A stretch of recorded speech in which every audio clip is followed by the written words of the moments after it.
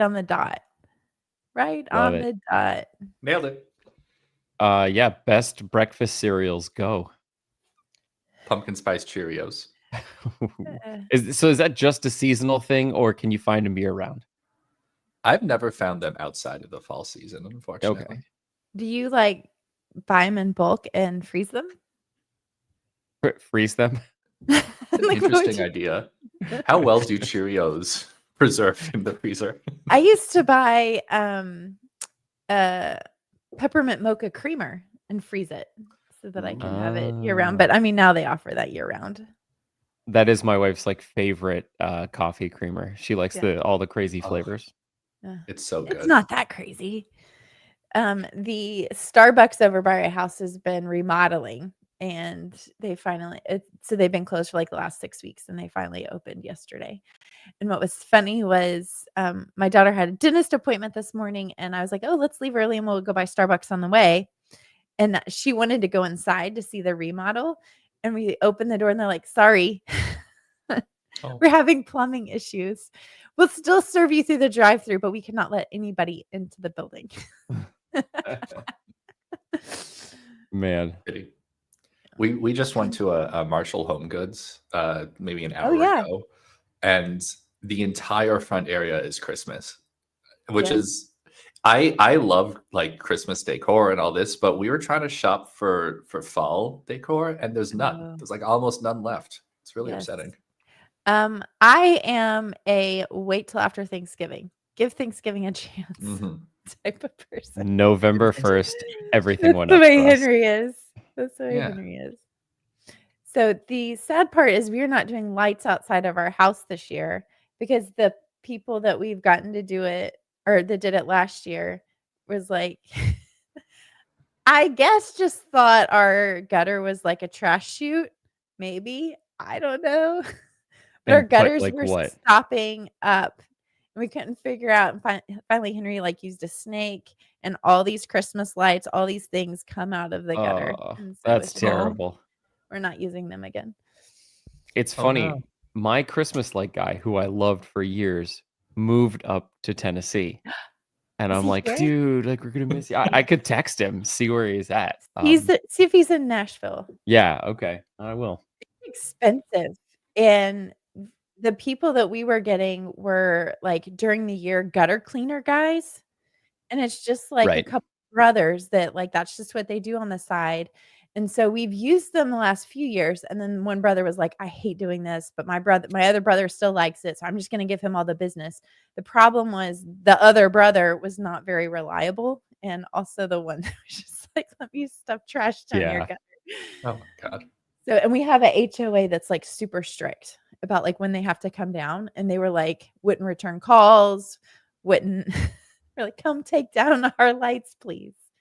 Yeah, I'm not afraid of the work. It's just the less time that I'm on a very steep grade roof, the better, you know?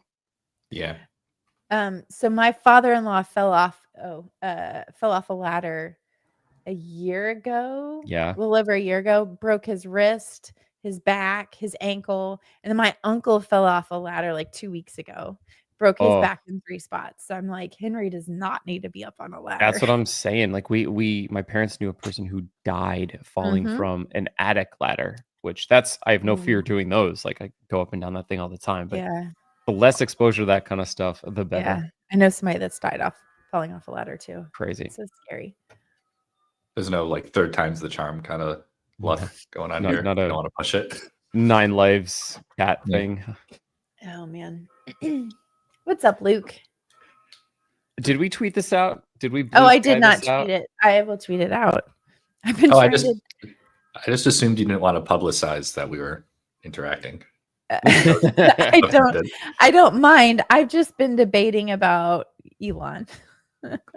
I have seen so much activity on Blue Sky. I'm about ready to jump over. Like, I mean, I have an account. I just haven't posted anything, and I have like 100 followers. But I just need to make the plunge. You're learning? Oh, that's who this is. It's Josh's I'm all in on Blue Sky now. Like I'm not going to do anything with my Twitter, but I've been over there lately there was like a recent mass exodus. Everybody posted a butterfly on their page or whatever on Twitter, and it's been really, really good. And I feel like everybody who I follow anyways is over there talking actively. And so I'm like, I'm just gonna like lean into this. And I think the only downside is that, the only downside is that you're leaving a Twitter audience behind. And not like mine was huge. It was like 1,600 people, which is big for me, but like that's bigger than mine. For real? No way. Wait, did you say 1,600? Oh, I thought you said 1,600. Yeah, I thought you said 16,000. I'm not that much bigger. I'm 4,000. No, and literally, like, I got all those. I feel like when I made the transition to Stripe, everybody's like, "Oh my gosh, he works at Stripe," and followed me for some reason. Oh, there you go. Josh followed me. Josh is probably far more popular than me on both Blue Sky and Twitter. So much. Everybody loves me. I work on products that people love to use. I'm never involved with controversies. This is one of the reasons why I had to have you on today, because a lot of issues that I was looking at during this migration, well, not that your name was on, but you brought them up, which is a good thing. I'm associated with the pain that we're experiencing. Right. I think we've talked to you about this before, but I'm also interested. Maybe this can be part of our pre-show banter. I'm not even following you, Brad. What's wrong with me? Wait, Brad, you got to update your website. It took me multiple seconds to find you. I had to actually search on Blue Sky. Google doesn't have it. Oh, dude, right. Yeah, I need to put Blue Sky on my website. Right. Brad, I might be more popular than you. I have 253 followers and I've done nothing. Have you even made a post? No, I just posted my picture. Amazing. I need to jump over. Josh, I want to ask you. I think let's do the intro. Let's do the intro. Let's make this real. This is on the record. Okay. Let me find. Actually, I'm so sorry. Before we do the intro, Brad, you and I might have the same bookshelf. I just wanted to point that out. It looks very similar. Yeah, it looks very similar. I'm and it's funny. I almost put Christmas lights up on mine just the other day. Should have. Fun fact: these are Halloween lights, so they count as both Halloween and Christmas. Yeah, never have to take them down. Never. Oh, where are we? Okay, they changed this preview in StreamYard. Also, I did the freaking full stack on StreamYard. It was wonderful. What a great experience. I just used their webinar feature. I didn't use stream to everything feature. It worked out great. Okay, I'm ready. Josh, I'm so glad you're here. Just feel like we're with friends. Yeah, it's been a while. I'm excited. Yeah. Okay. What's up, everybody? Welcome to another episode of Compressed FM, a podcast all about web design and development with a little bit of zest. In today's episode, we have our good friend, Josh Goldberg, talking about TypeScript and linting and open source, all the things. We're so glad you're here. Let's go. Woo! Web development and design, who would have guessed? Well, we can do them both, even add a little zest. So turn up the volume, get ready for the best. Let's get it started in this episode of Compressed. Somebody just tell me when it's done. It's done? Done. Okay, perfect. That's what weird. A jam. I'm playing. Hello, my name is Amy Dutton. I am a lead maintainer on the Redwood JS core team. Hey, y'all. My name is Brad Garapi, and I'm a senior front-end developer at Stripe. And as I mentioned before, we have our good friend, Josh Goldberg. Welcome to the show, Josh. Hey, thanks for having me. This is instance episode number 2, whatever you want to call it. The first episode, I'm going to look up the number.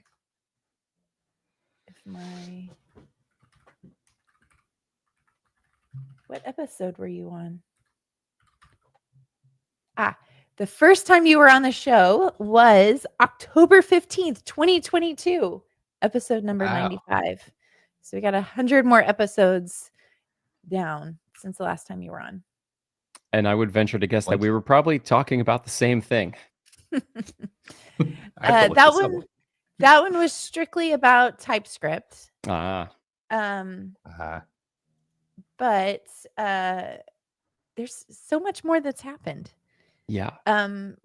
So the first question I was going to ask you was about open source. You are living the dream, right? Just working on open source software. Living the dream. How do you get paid? How does this work? I think we asked you this before, but it still just amazes me that you can do that.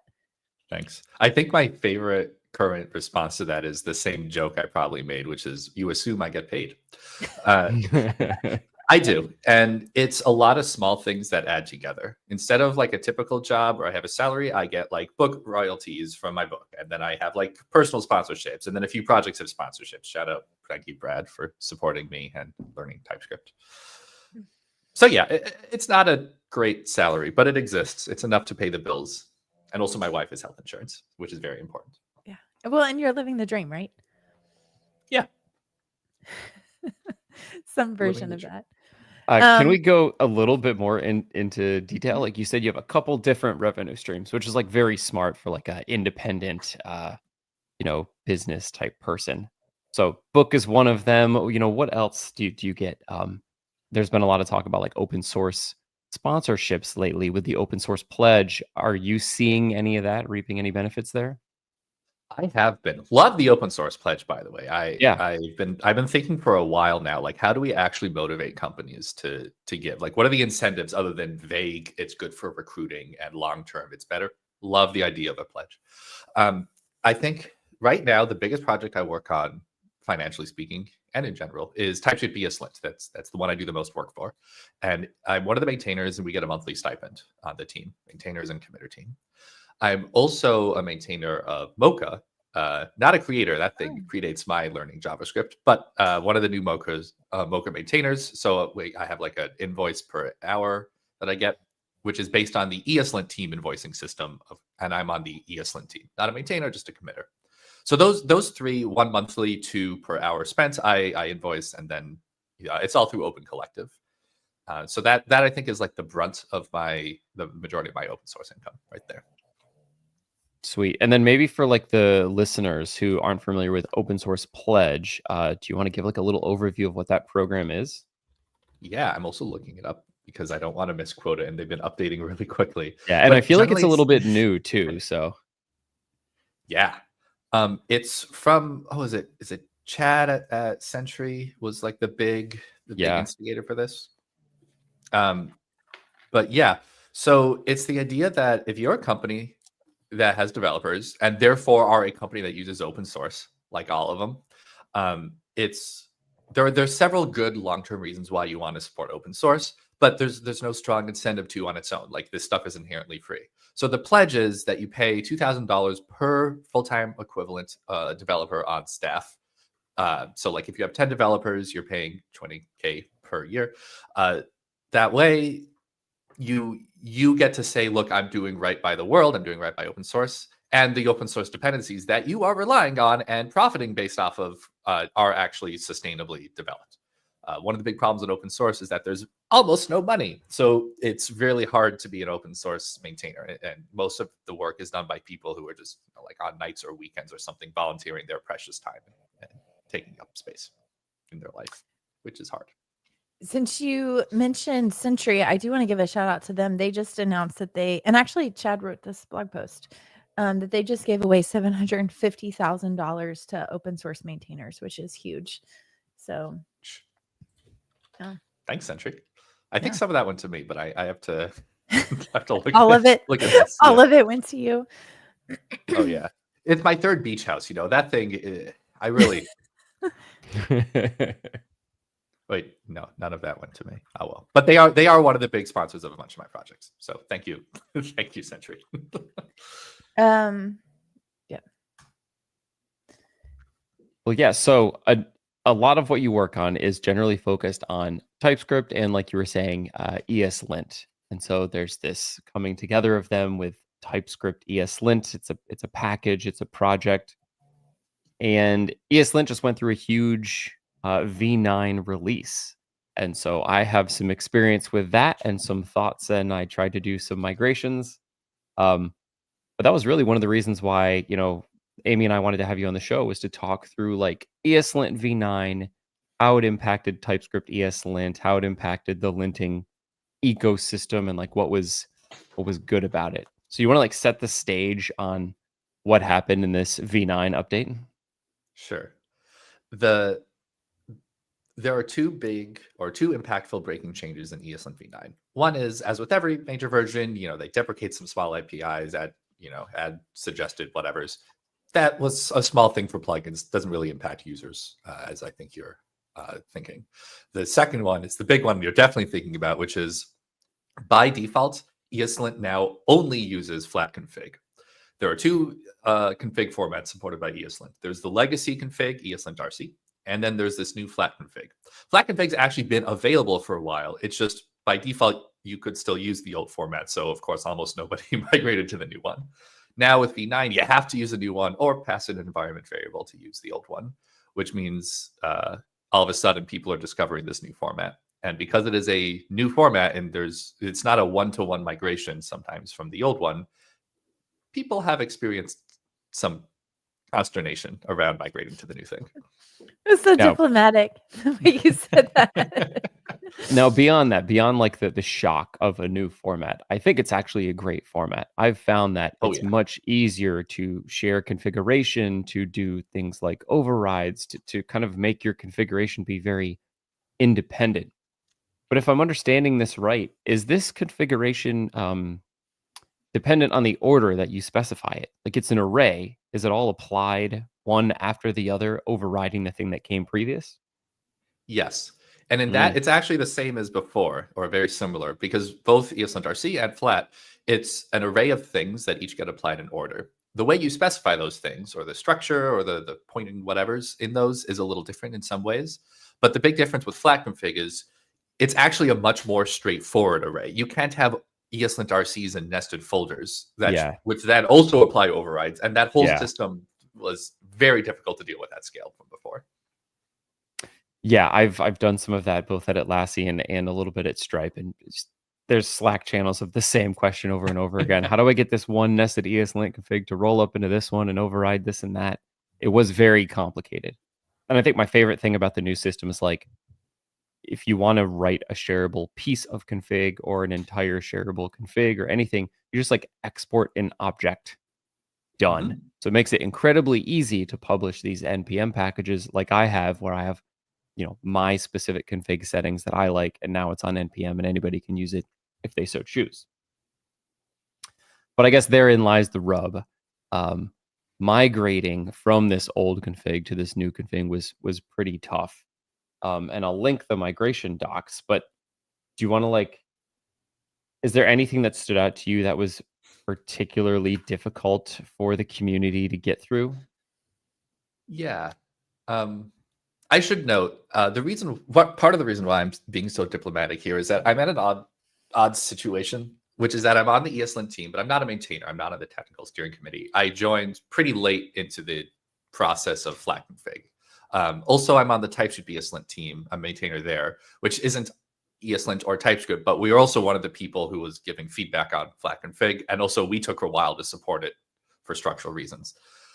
So yeah, but I think at first, for a long time, the big pain a lot of people had with flat config was just that a lot of projects didn't support it. There was no pressure coming from ESLint, or not that much pressure coming from ESLint to support it. So just no one did. Like, we're all open source projects. We don't have, the time or energy to think 6 months in the future. So flat config was, what was it?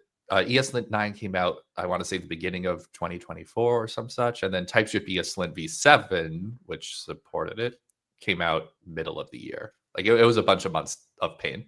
And then some plugins still haven't supported, like ESLint, the React, the plugin, I think just recently went stable, or RC or some such. Like it's just recently. It's just, yeah.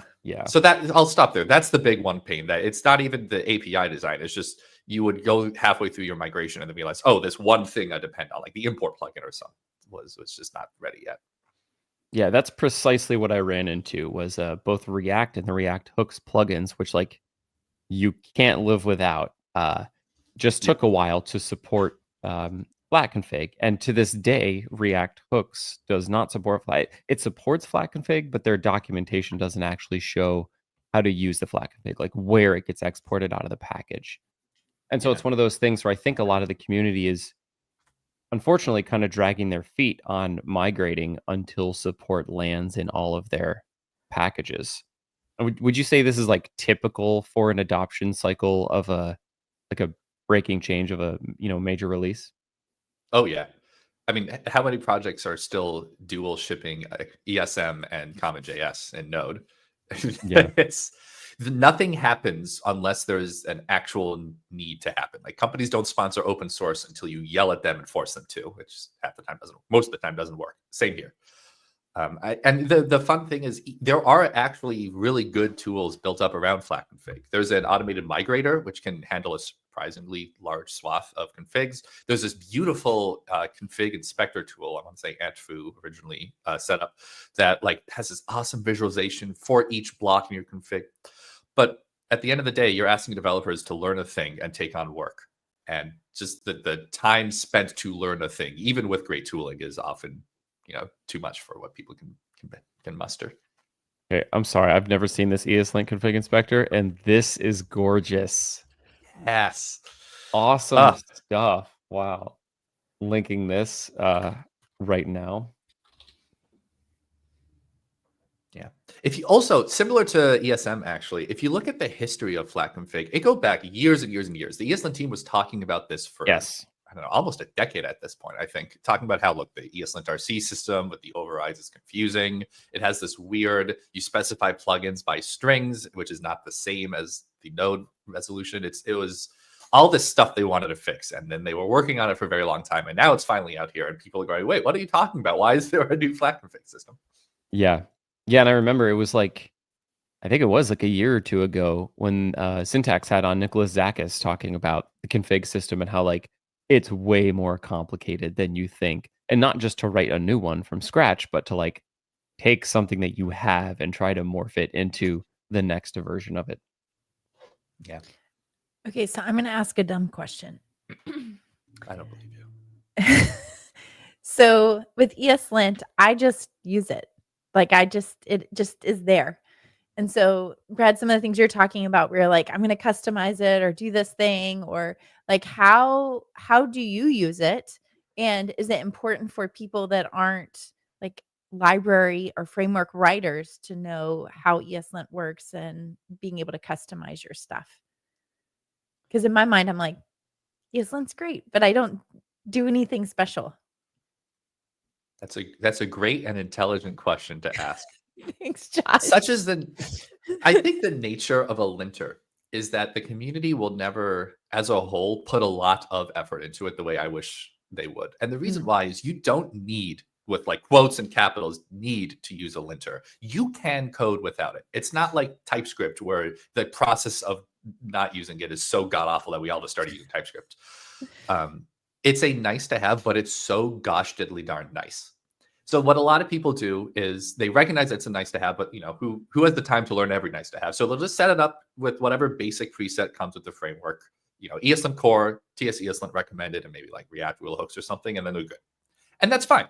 That's a totally reasonable way of doing things. You could invest in any particular part of your dev flow and get good results. This is one of them. But it's really useful to have a comprehensive, nice setup for your ESLint config. Every ESLint plugin serves a purpose. So what I recommend people do is, if they have the time and energy, go through a list like Awesome ESLint, which is a repo that has, as you might expect, awesome ESLint plugins, or shameless self-plug. I have a project called Create TypeScript app, which sets up the most comprehensive ESLint plugin I have, or config that I've ever seen. Go through and look at these. Like, look at the regular expression plugin. Oh, this thing will stop you from regex DOSing, and so you won't get these annoying security reports on GitHub. Or like the vtest plugin, which enforces best practices for your vtest tests. So what I recommend is people look at the list of framework or whatever plugins that are available that your project uses, and then just go through their getting started docs for your ESLint config, enable their recommended preset, and see what rules you like or don't like. Does that answer your question? Yeah. I'm the crazy person who did just that. So because I have so many different starters and template repositories, and each one of them was slightly different, I had made different ESLint configurations for different things. So I've got my ESLint config vtest. That the way it's set up the way I like it to. It extends the recommended and then adds custom rules. And then I did the same thing for TypeScript, Svelte, React, accessibility. And then all of my project starters, if it was a React and TypeScript project, would pull in the ESLint configs that I had published to NPM and kind of combine them together to be like, this is the one for this project.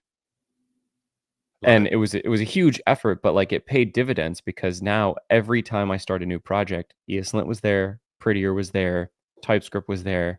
And when I press save, everything is auto formatted, auto corrected. The imports are sorted. Like it was beautiful. I love it. And then V9 came out and I'm like, I have to upgrade because it would make my life so much easier in publishing all of these tiny composable ESLint configs. And actually, I feel like now, instead of having multiple packages, one for each kind of separate concern, Josh, I'd love to get your take on this.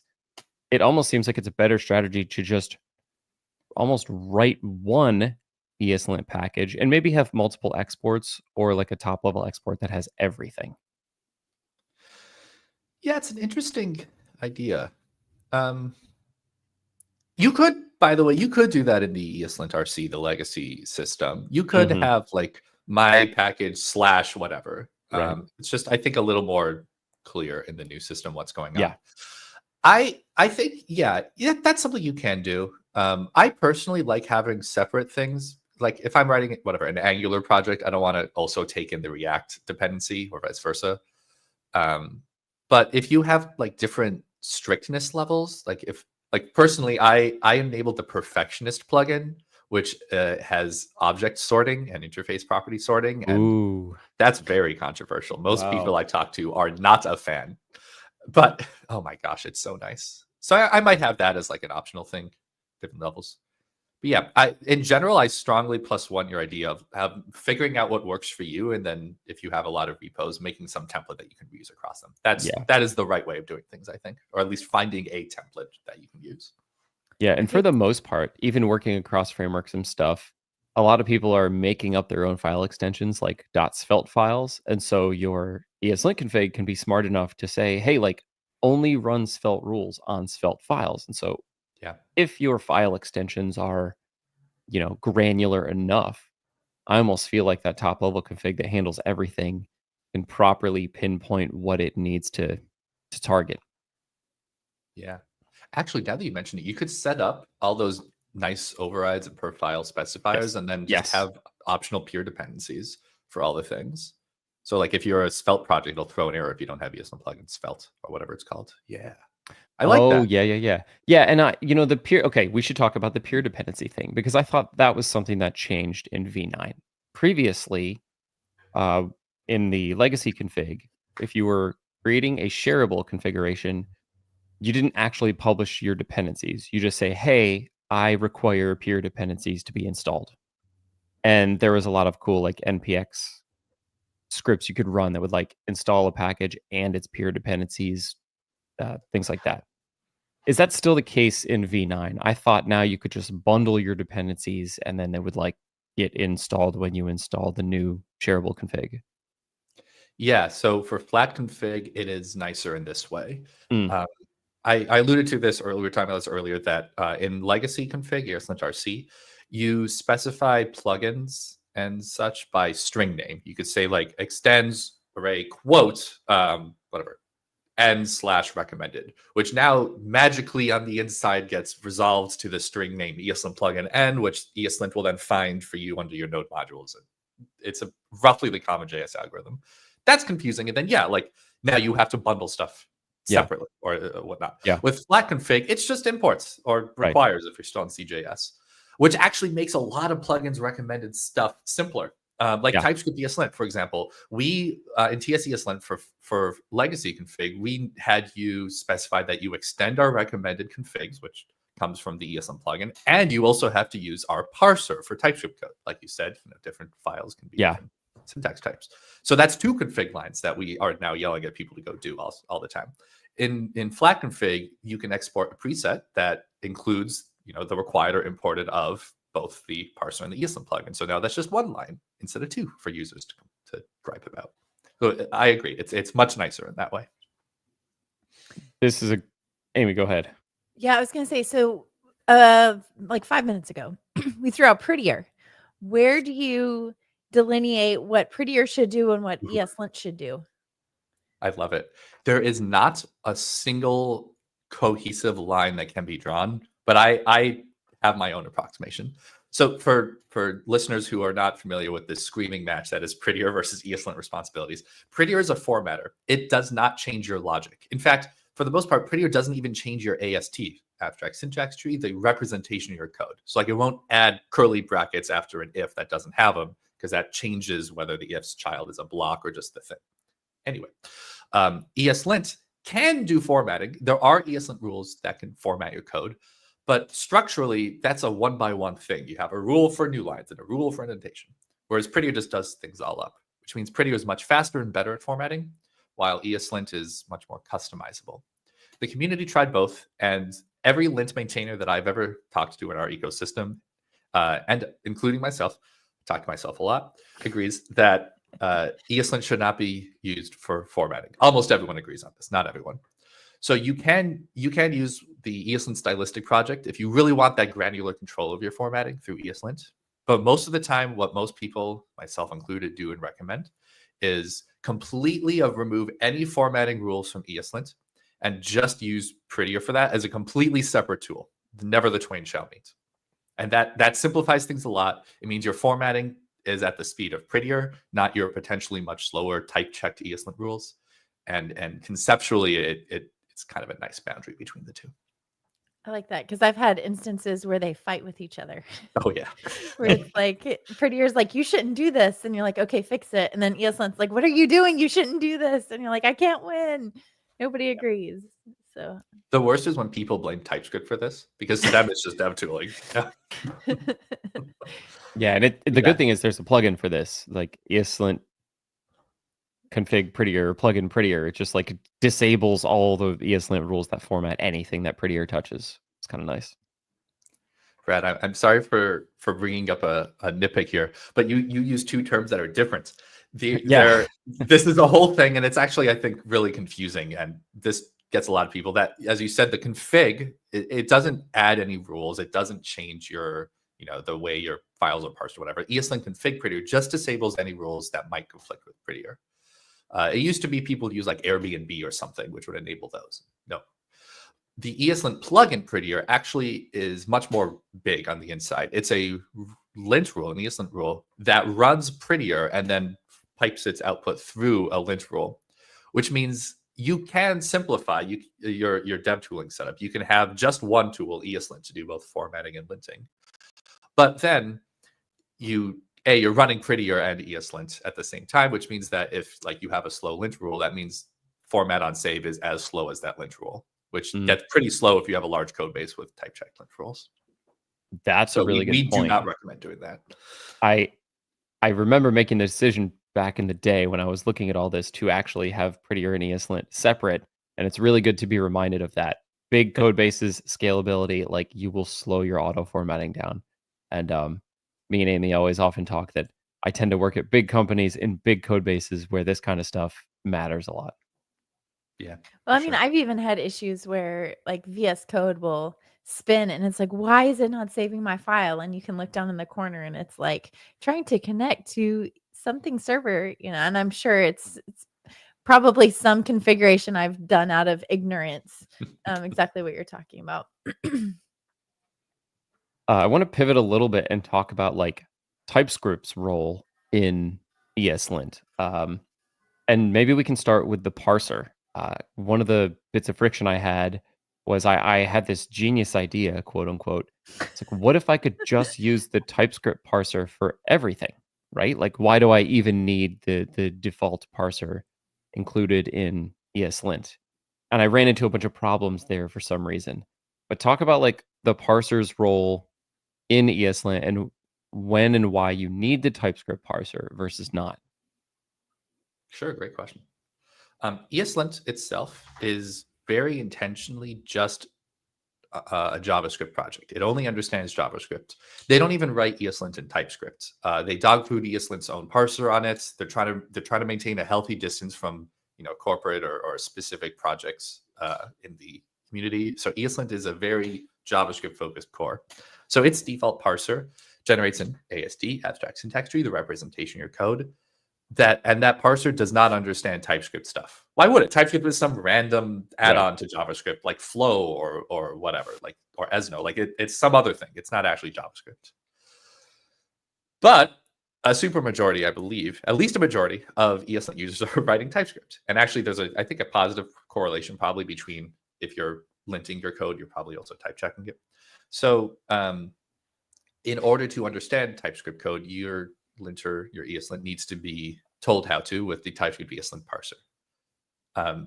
Now, in theory, the TypeScript ESLint project doesn't really sound like very much on the surface. It's the tooling that lets ESLint support TypeScript. It's like a bridge between the two.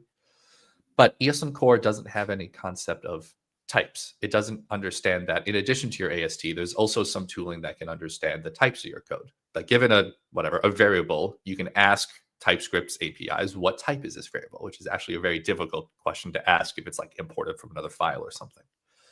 So we have tooling that not just parses your TypeScript code for ESLint's format, but we also have a whole bunch of lint rules specific to TypeScript, some of which use that type information. And we provide tooling that lets you write your own lint rules with that type information. So all in all, we're pretty important TypeScript ESLint. And there's a lot of stuff that very intentionally and for many good reasons ESLint won't do, like parse non-JavaScript syntax extensions. So if I understand correctly, you can run in like two modes. There's a type aware linting mode and like a type ignorant linting mode, let's say. And so does that mean you can write ESLint rules that, for instance, say the default export of this file must be of this type? You write rules like that? You can. By the way, I love that. I'm going to start calling that now the type ignorance mode, or just ignorant mode for short.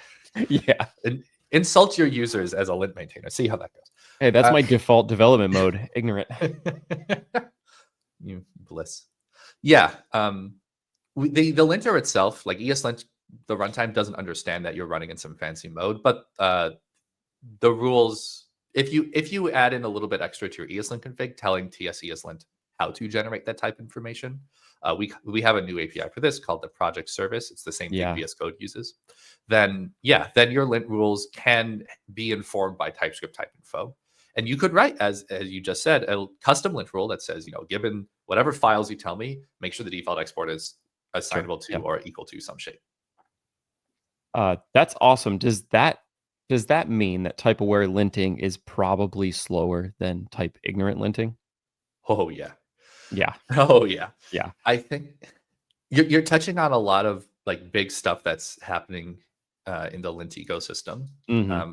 I think that we're shaking out to be roughly two classifications of linters.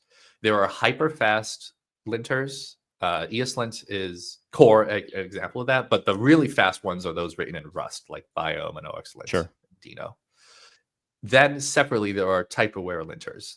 Currently, TypeScript ESLint, also TSS lint is another good one that's newer.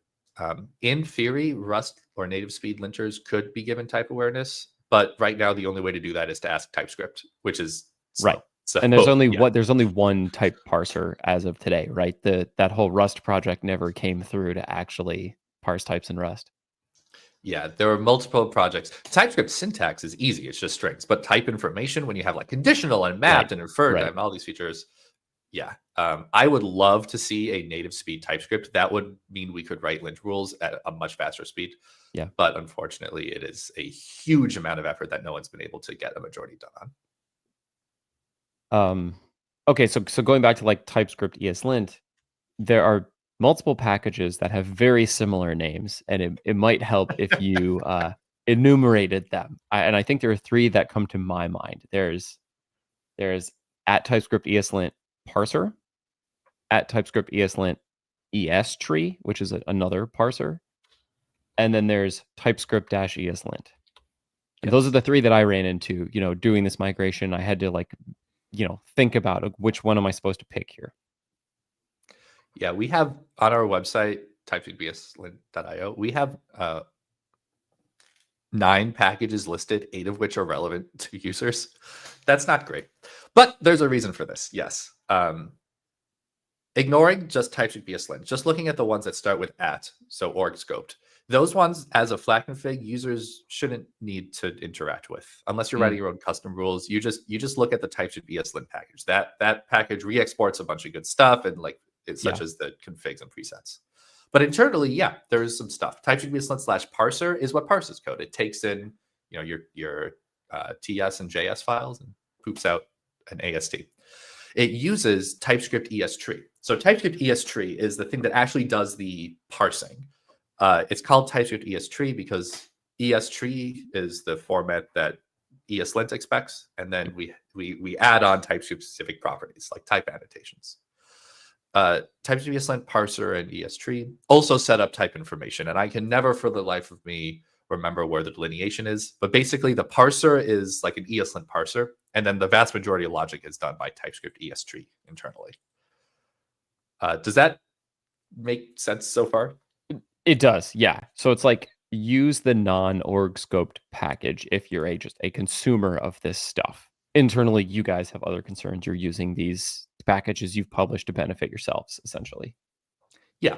If you're writing your own custom lint rules, which by the way, I would highly encourage anyone to write, then there are a few packages in there you care about, like the utils package. But for end users like Amy, who just wants the damn thing to work, yep, TypeScript ESLint. Is another I'm just asking all the beginner questions. Is TypeScript and not TypeScript, sorry, wrong thing. ESLint and Prettier only JavaScript specific? ESLint core is JavaScript specific, but has plugins for every conceivable popular language, such as TypeScript. Prettier core also has plugins for other things, but Prettier core, they did build in support for like TypeScript and YAML and stuff. Okay. And actually, the fun fact, there's a rewrite of ESLint going on, and they're adding in new languages too. So like there is an ESLint JSON package now. Okay. But I think ESLint is just targeting like specified spec languages like JSON and JavaScript and YAML. I've been dabbling in Laravel, and that's probably been my biggest frustration is I'm like, I just want everything to work like my JavaScript files. Hit save and it fixes all my indentation or my semicolons or things like that, and it doesn't happen. Yeah. So I'm looking this up, by the way. Does PHP have a standard linter still? Because they used to be built in, right? Well, and I know I've been using Cursor, which I love for my IDE, but I know a lot of Laravel developers use PHP Storm or like a lot of the JetBrains products, and I haven't gone that deep into the ecosystem. Yes, from a quick Google, they do have a built-in linter, the -L flag on the PHP CLI. Ooh. The other thing I was going to ask is from a CI/CD pipeline perspective. I've worked on projects before where when you commit to main, it'll run these checks to make sure that ESLint and Prettier and all this stuff matches. That way, everything that gets committed is part of the same code standard, quality, styling, whatever, insert adjective. Do you suggest that, like, as part of the blocking process with CI/CD, like if it's not formatted correctly, or like what's your recommendation there? Yes, I do strongly recommend that you block on anything that is giving a complaint in CI, including warnings. I don't use warnings. The big reason is that if you let something stay, not correct, or you allow little warnings to pile up or errors, people will start to ignore them. You'll train them to ignore them, and then no one will listen to the tool ever, and you just have noise. Pain in the butt. I 100% agree with you. Warnings are useless. Errors only. Yeah. The reason why ESLint still has rules, or the option to configure rules as warnings rather than errors, is because if you're going under a migration, like if you have a big code base and you want to enable a bunch of new rules, you can set them to warning. I personally do not do that strategy. I personally just use inline ESLint disable comments whenever, or like disable it for folders if the entire folder is just not usable in that rule. But that's an option. I think if and when I ever make my own linter for fun or profit, it'll just not have warnings. It'll just have errors. What about, so in my opinion, you should be able to run the exact same lint setup locally and in CI/CD. CI should fail if the linting rules don't come out to 100% green. What about cases for auto fixing? Do you believe in tools like Husky, like pre-commit tools? Do you think CI should auto fix things that it finds? Or do you put that onus back on the developer and be like, hey, no, just run the fix command? I love this. There's nuance there, and there are multiple different things we could address. But I'll start, if you don't mind, first with ESLint Core, or ESLint in general. Rules can report. Like, it's not... Terminology is hard. I try to avoid saying they error, because error means like something is not working. Like, rules successfully report a complaint when they find something they don't like. Each of those reports may contain up to one autofix and any number of suggestions. Autofixes should be safe. They shouldn't change the flow, the logic of your code. Suggestions can do whatever the hell they want. Autofixes should be so safe that they can be applied automatically, like on the command line with --fix or in your editor. Suggestions are unsafe, so they must be manually applied, like in an editor. I think that that's a beautiful way to describe things, because it lets lint rules provide like nice little helpful suggestions. But if they know how to fix something, like if it's a sorting complaint, then oh my god, it would be a pain in the butt to fix that manually. Just give people an autofix. Thoughts? Agreed. I guess my question is, where do you run that autofix? Do you tell all your developers, set it up in VS Code to autofix on save? Do you say, don't worry, we'll set up Husky and all that stuff in our repo to run that automatically pre-commit? Or do you say, no, in our CI/CD, we're going to like put another commit on top of yours, running any auto fixes that we find? I do most of that. I always have editor extensions in every repo I work on. Like in VS Code, you can set a VS Code .vscode/extension JSON folder, the recommendations. Hell yeah. And then I have it set to autofix on save, which is nice. I used to be on the fence because ESLint rules, when they're type checked, are slow, but it's just so darn useful. I also, yes, I like running them in CI. I don't like running fixes in CI automatically yet, because I don't think I've ever found a workflow I like that allows developers to opt into, to like press a button or say yes and have those fixes applied for them.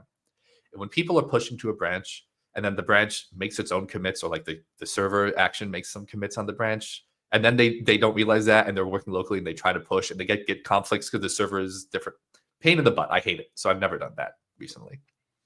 Yeah, I feel like there is no silver bullet here. Like I hate it when a computer tells me that there's an error, but it can fix it by itself. And I'm like, so just do it.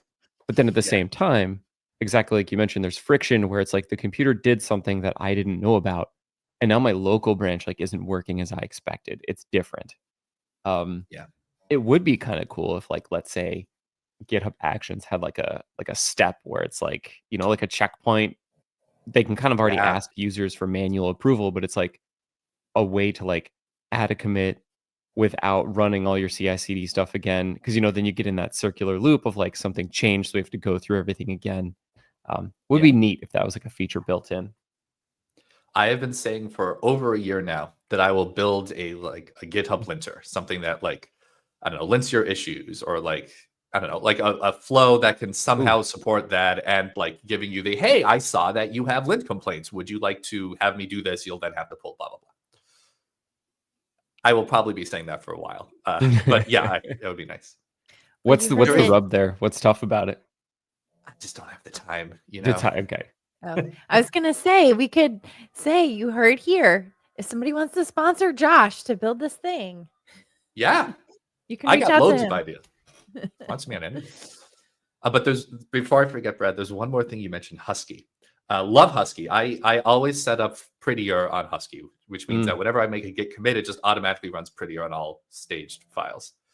However, the tool that Husky uses to run on staged files is called lint staged, and I don't lint with lint staged because lint rules, such as type check lint rules, have cross-file dependencies. You might change one file, which then causes lint complaints in a plethora of other files. You change one shared util, and now everything is wrong. So not only is running lint, like ESLint on changed files, slow thanks to typed linting, it also is incomplete. You might have lint complaints in other files. So for both of those reasons, I don't use Husky for linting. I just use it for auto formatting. Yeah, I found the same frictions with them, and I decided no Husky, no lint staged whatsoever. Just do everything on save. And normally I'm the only guy contributing to my own personal projects. And so it's like, I press save. I know everything's going to be fine. Push it on up. Nice. That's a good guarantee. I do feel like, though, and then we can get everybody's takes on this, the proper Prettier and ESLint setup, while it's like a mountain to climb, there's nothing better than developing in a repo with a really good, really healthy lint and format setup. Strong agree. I don't think anybody's gonna say no to that. I think people's definition of healthy changes. I think my definition of healthy is probably viewed as overly prescriptive by much of the community. I have no problems with it. I just hate it when the code styles don't match and you have multiple people contributing and it's like every commit is unusable because I have no idea what they changed. Like just because their rules don't match mine. So yeah, I don't care what the rules are. I just want everybody to use the same rules. Okay, here's something we have to bring up. We're obligated to bring up.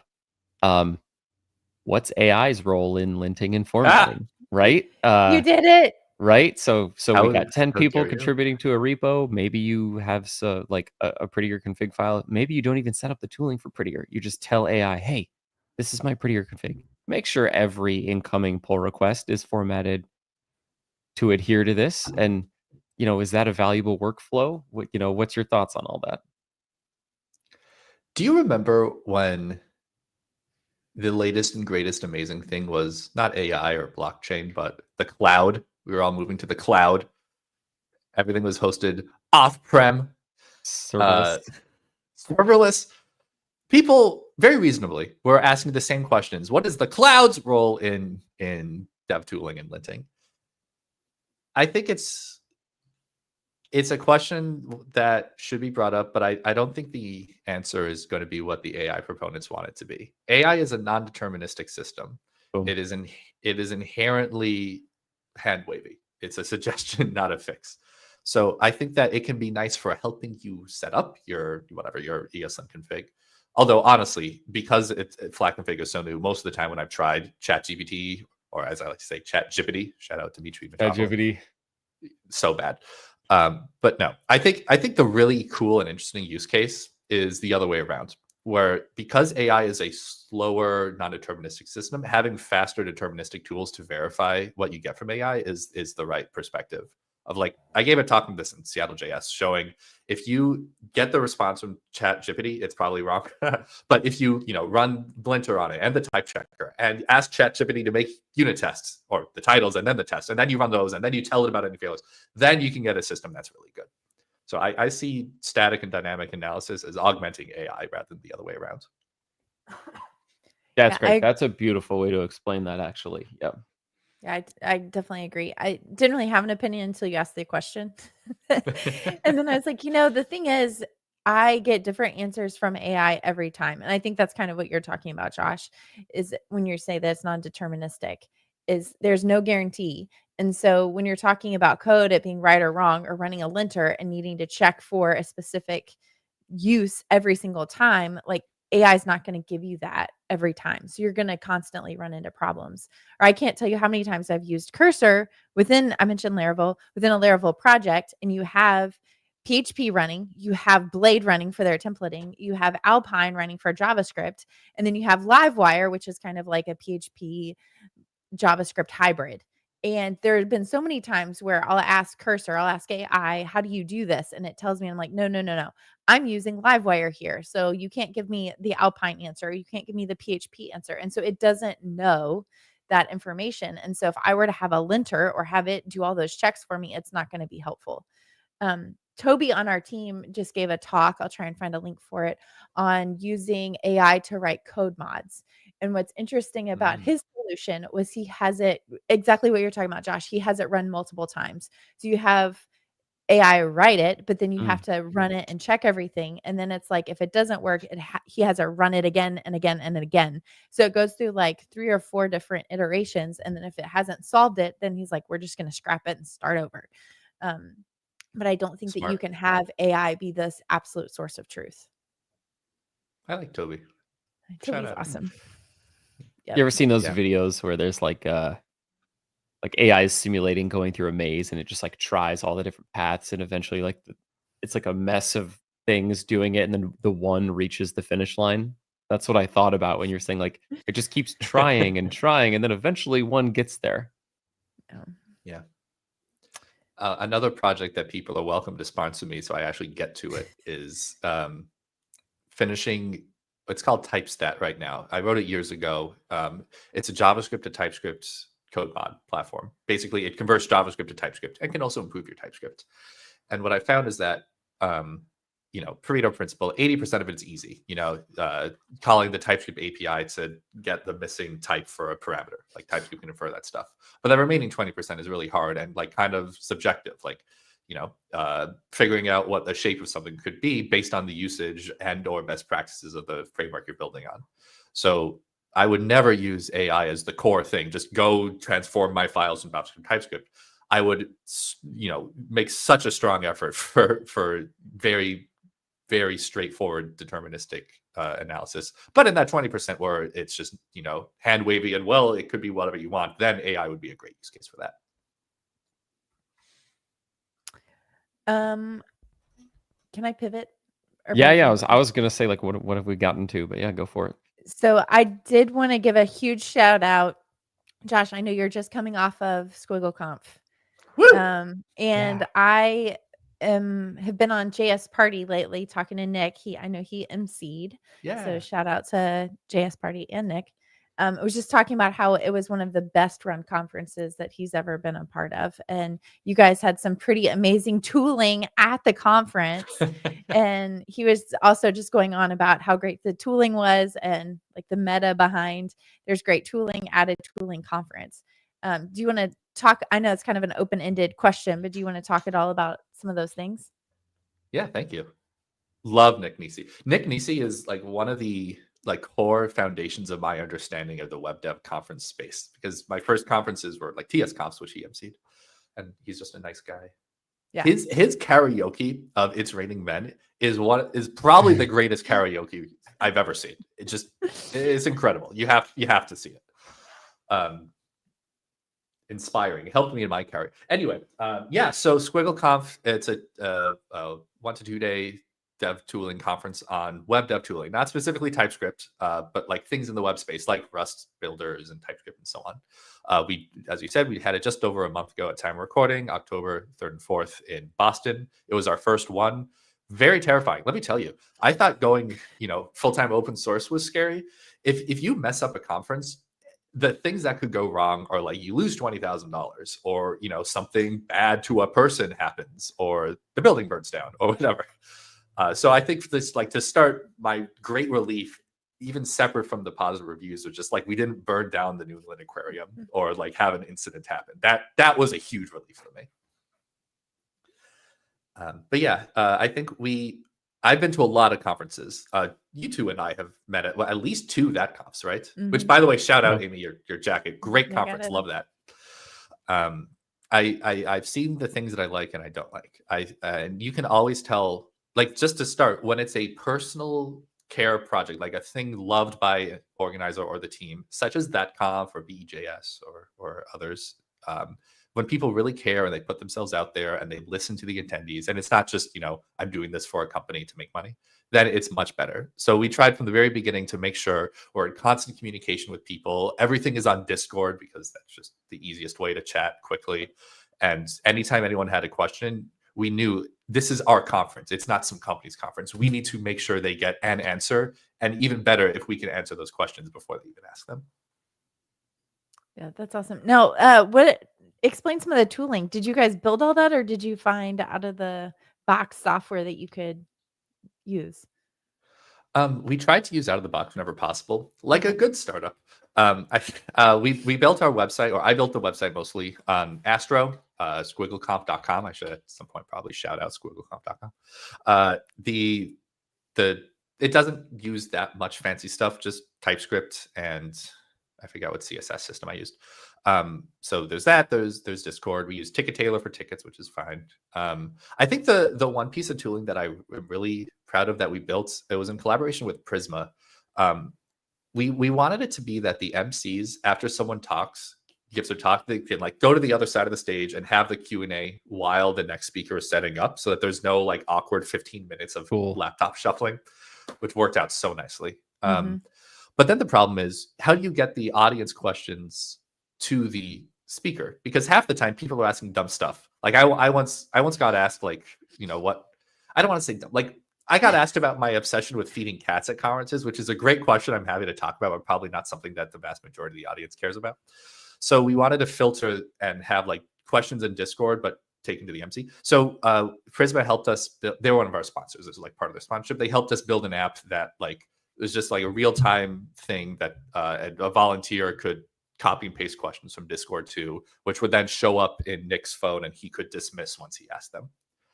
I was really proud about that. And by the way, shout out Prisma. It's great tech. We use Prisma Pulse for that. It's their real-time database thing. They just announced a new product with hosted Postgres. Yes, that's right. Ooh. All these database providers are slowly becoming the same feature set. This is great. Yeah. Very cool. That's all I got. Are you good, Brad? Yeah. Josh, is there we have one more segment, but is there anything else you wanted to say that has not been said yet? Well, for SquiggleConf, we're going to happen again in 2025, mid to late September. We are no longer settled on a date, but we're going to have a CFP up probably in the next few months. I think one of the big drives we had was we want the ecosystem around us to be friendly and fun, much like the Compressed podcast. We'd like a little bit of zest, and I'm really happy that that hypothesis that people would like that was proven true. That people really, I think, resonated with the like fun and silly aspect, like Nick Nisi making fish puns because we were in an aquarium, and it being named SquiggleConf instead of whatever Web Dev Tooling Conf US. That made me happy. Yeah. He also, I mean, just again, huge shout out to you guys and the work that you put into it. But he was just talking about the caliber of talks and just how every talk was fantastic and full of great information. So well done. Thanks. Yeah, we're really happy about our speakers and sponsors. Like we didn't just put stuff up there. Like for both, we paid a lot of attention. We put a lot of care into finding like what are the actual core things people want to hear about, who do they want to hear about them from, and how do we structure that day so that you're getting a nice narrative that concludes with a nice send off at the end. Yeah, people have no idea how much goes into the planning and trying to structure all that stuff. Yeah, amazing. But it really does make all the difference. So awesome. Well, we will head into the next segment of the show, which is our picks and plugs, where we pick something that we like and we plug something generally that we have worked on. Do you guys have picks and plugs? I'm scrimming a little bit on my pick. Brad? Let's see. For me, I'm going to pick well, like we were talking about before the show, I put up my Christmas lights on November 1st, and I kind of redid a lot of the smart setup around it. So I used Hue smart outlets for everything. And so now it's like a individual click on my phone or a Siri command, boom, the whole house lights up or turns off or whatever. I need to do this, but back when it was all on the Google system, I could say, hey, Google, ho, ho, ho, or bah humbug or something, and it would just like everything would go. So I'll toss that link in the description in the show notes here. There we go. Then now Siri's listening to me. I don't know what it's doing. And I guess for my plug, I'll just plug my Blue Sky account. And I guess you can't just say like your @ symbol, right? But you can find me. My username is Brad Garapy at bradgarapy.com. I'll put that link in the notes as well. Yeah, help me beat Amy in followers. I actually post. Just wait. Just wait.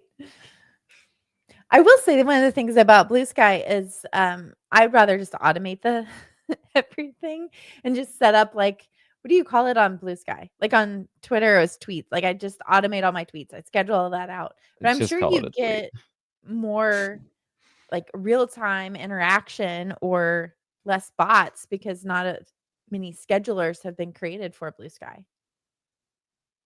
Yeah, I mean, there's way less like sponsored posts. There's way less just like junk there. And all the sidebars are clean. Like I don't have that right-hand sidebar that's like politics and things to make you mad. It's just like people I follow talking about the stuff I care about. Cool. Yeah. Josh, you got a pick and plug? Yeah, I also want to pick Blue Sky. I'm a little perturbed that you took mine, but I also want to pick or plug the Philips Hue lights. We haven't set it up in a new house, but I too am a Philips Hue household, and it's so nice, from the phone, from voice. What's your like smart home? Are you like Apple or Google? Like, what's controlling all the smart stuff?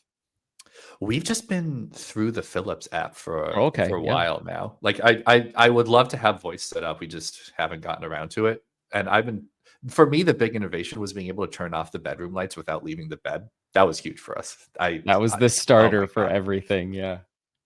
Yeah. And then like my office setup, I need to get better blinds to dim light. But in my old office, which was small and unlit, I could like really change the lighting from like green to purple or whatever. It's really nice. Yeah.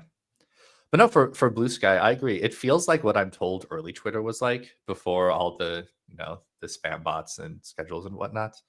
I really like it. I wish Mastodon had succeeded in capturing this user space. I really like the idea of a decentralized and not even associated with a company social network, but just Blue Sky's growth and the fact that you don't have to understand Mastodon servers to use it is huge. Yeah, For the first time in a long time, I'm hopeful about the future of social media networks because although Blue Sky isn't perfect, it's from a company, it fixes a lot of the issues with Twitter with X. I'm finally calling it X now that we have an alternative. So yeah, and the app proto stuff is really cool now that people are starting to hack on it and like we're starting to learn about it. Leave it to the web developers to like mess around with it, but it is truly like the data is ours to play with and ingest and provide different UIs for and stuff. Yeah. Fun fact: Ingest is one of the sponsors of SquiggleConf. There you go. But yeah. I mean, I've seen so many posts, including I think this happened with me that I've been on Mastodon for years and now I have more Blue Sky followers after a month. Oh well. Yeah. Amy, what do you got? Pick some plugs. Writings on the wall.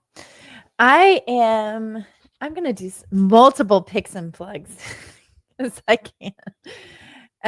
I'm going to pick, so we just went on vacation and I read a book called The Inheritance Games. They've been around for a while, but I just finished the first one. I think the fifth one is getting ready to be released next month. I'm only on book 2 right now, but so far really enjoying it. It probably fits maybe closer into young adult fiction, not quite, but just in terms of readability, super easy to get through.